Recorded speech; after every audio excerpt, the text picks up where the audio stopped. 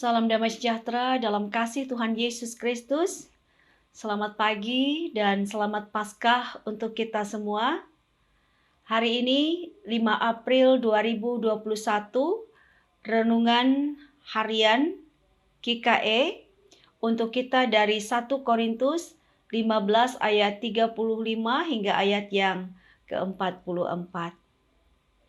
Jemaat yang dikasihi Tuhan, mari kita meminta tuntunan kuasa Roh Kudus sebelum kita membaca dan merenungkan firman Tuhan. Tuhan Yesus Kristus, Tuhan kami yang hidup, yang telah bangkit dari antara orang mati. Kami mengucap syukur karena kebangkitan-Mu. Kami memiliki sukacita dan memiliki pengharapan dalam hidup kami. Hari ini kembali kami akan merenungkan berita Paskah.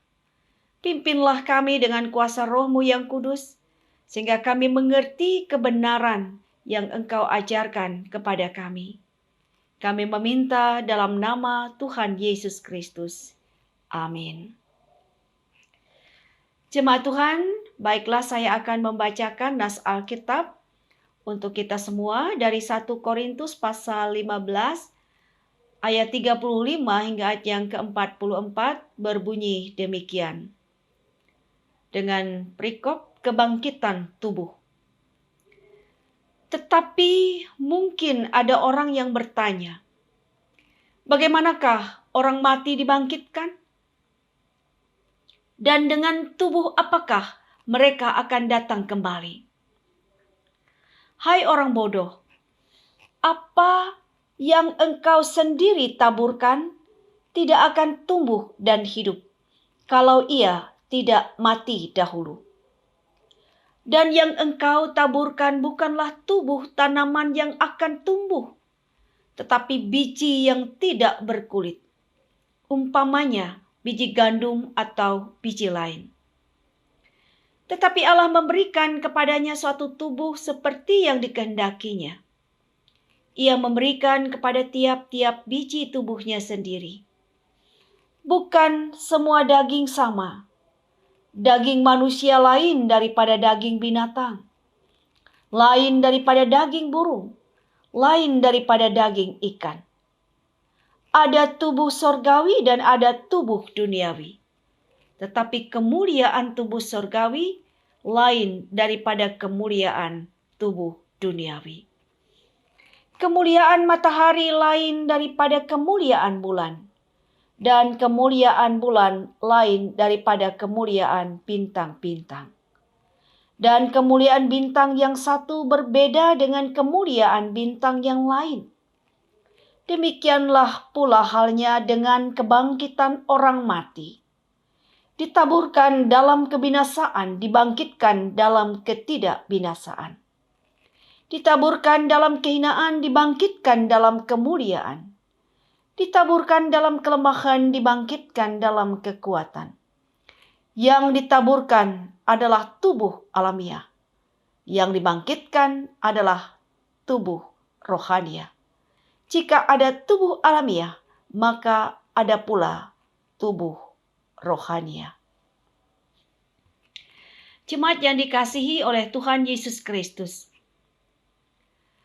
Berita kebangkitan adalah sesuatu yang sangat mendasar dan sangat penting dalam iman Kristen.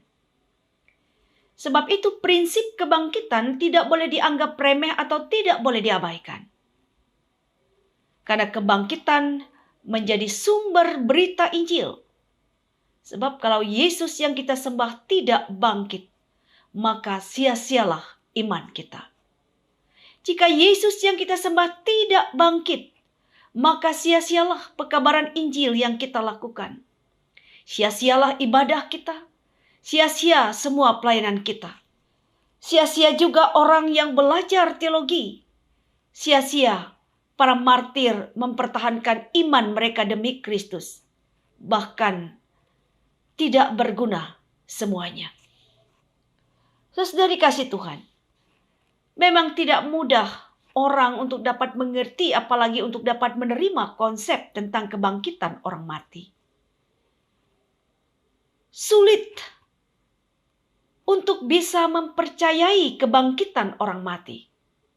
Termasuk para murid Yesus dan juga para perempuan yang mengasihi Yesus. Ketika pada hari pertama minggu itu pagi-pagi benar datang ke kubur Yesus. Mereka bukan mencari Yesus yang hidup, tetapi mereka mencari Yesus yang sudah mati. Bahkan Maria Magdalena pun tidak mengenal Yesus walaupun sudah berjumpa dengan dia.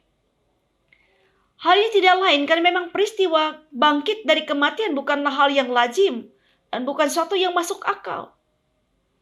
Sebab kalau sudah mati ya sudah, tidak mungkin ia hidup lagi.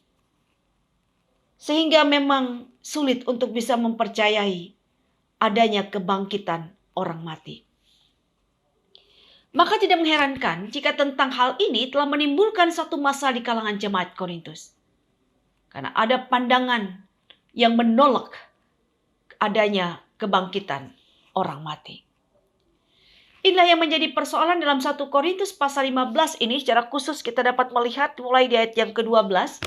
Rasul Paulus memberi jawab dan juga memberikan penjelasan yang bertolak dari peristiwa kebangkitan Yesus Kristus dari antara orang mati sebagai yang sulung dari orang-orang yang telah meninggal. Itulah yang telah menjadi dasar iman dan pengharapan kita orang-orang percaya hingga saat ini dan seterusnya. Dan kita dihidupkan oleh kebangkitan Yesus Kristus. Penegasan Paulus dalam nas kita hari ini dilatar belakangi oleh pandangan tentang hal kebangkitan yang bertentangan dengan iman Kristen. Karena ada orang-orang yang menyangkal berita kebangkitan Yesus Kristus dan juga menolak ajaran tentang kebangkitan orang mati. Hal inilah yang telah mempengaruhi jalan pikiran jemaat Korintus yang juga turut menolak adanya ajaran tentang kebangkitan orang-orang percaya. Dalam ayat 12 ketika Paulus menyatakan bagaimana mungkin ada di antara jemaat yang mengatakan bahwa tidak ada kebangkitan orang mati. Padahal mereka telah menerima berita kebenaran bahwa Yesus telah dibangkitkan. Karena itu Paulus bilang kalau tidak ada kebangkitan orang mati maka Kristus juga tidak dibangkitkan. Dan itu berarti sia-sia pemberitaan mereka selama ini dan kepercayaan jemaat Korintus pun juga sia-sia. Dan orang-orang yang mati dalam Kristus semua binasa tanpa keselamatan. Jemaat Tuhan, kebangkitan Yesus menyatakan bahwa ia hidup. Ia berkuasa. Ia menang atas maut. Menang atas kuasa dosa.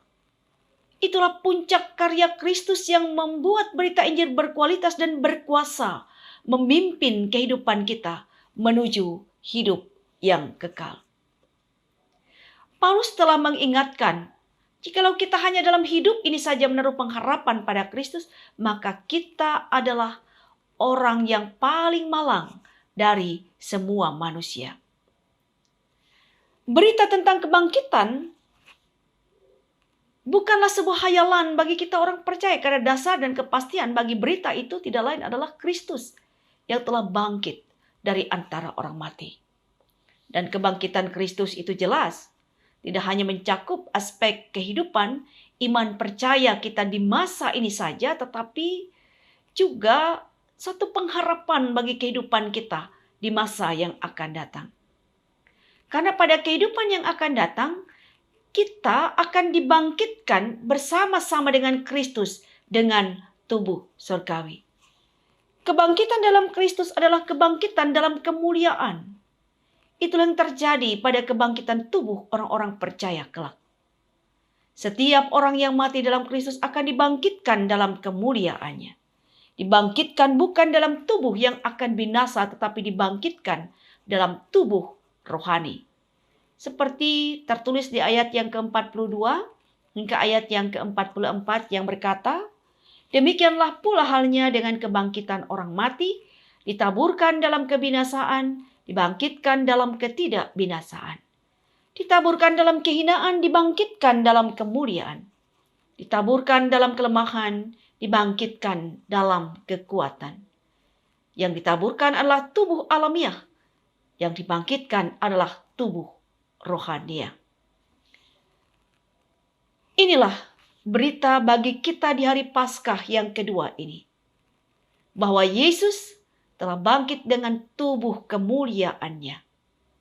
Demikian kita orang-orang percaya juga akan dibangkitkan, bukan dengan tubuh yang akan binasa, tetapi dibangkitkan dalam ketidakbinasaan.